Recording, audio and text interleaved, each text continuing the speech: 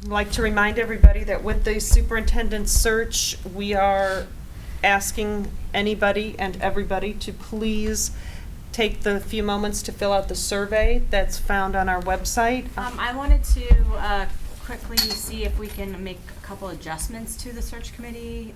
What we had decided at our last meeting was 6 parent representatives, 1 representing each of our 6 schools, 1 assistant superintendent, 1 school principal, 1 teacher representative, 1 senior citizen, and 1 high school student.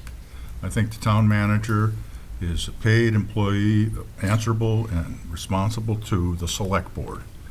And I don't see why we have to put someone like that and to bring that bias to this process. With kind of combining what everybody's saying, not everybody, John, I'm sorry, but what people are saying is that to add 2 teachers, 1 elementary, 1 high school, with Kathy being the middle school rep and the LEA rep, 1 general community member, and 1 special education parent representative. I move on the recommendation of the Finance Subcommittee that the school committee approve the request to add a Latin club and a strength and fitness club as presented, and authorize the chair to sign the memorandum of agreement. All those in favor? So, you have your goals that you would like to present to us. The very first area they give us to work on is professional practice goal. So A, oversee effective implementation of the elementary after-school planning time. Student learning is the second area, and number 1, increase student achievement.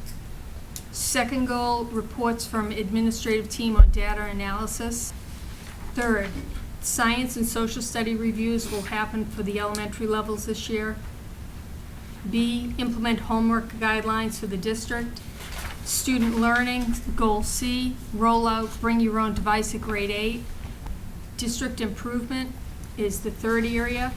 So A, we're going to explore elementary health curriculum. B, implement new technology curriculum. It's time for us to update our technology plan. And finally, we'll continue to increase communication. With a lot of the goals, what I really look for is how do you measure it? And I have a hard time figuring out how to measure some of these. Ames Web, we can show you where they were tested and where they were in September, and then in January, and then again at the end of the year. So we'll have hard data for you for ELA and math. Normally, though, you'd have a benchmark like we're going to increase it by X% in math or some other percent in science.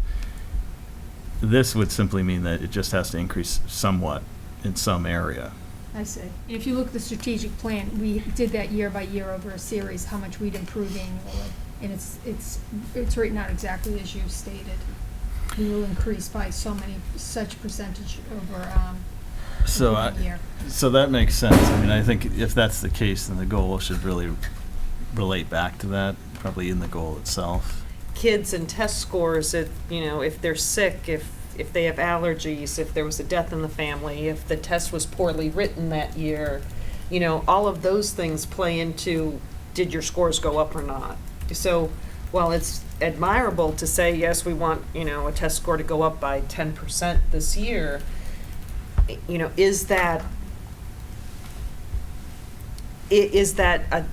a reason to mark you down on an evaluation if it didn't? There are so many external factors that play into it other than just the management of the district. The school committee worked on their goals over the summer at our retreat. They have been posted online. They're, of course, budgetary goals. One of the main items in there is to reassess the full-day kindergarten fee, so that is on our plates for this year. Those goals can all be found in detail on our website.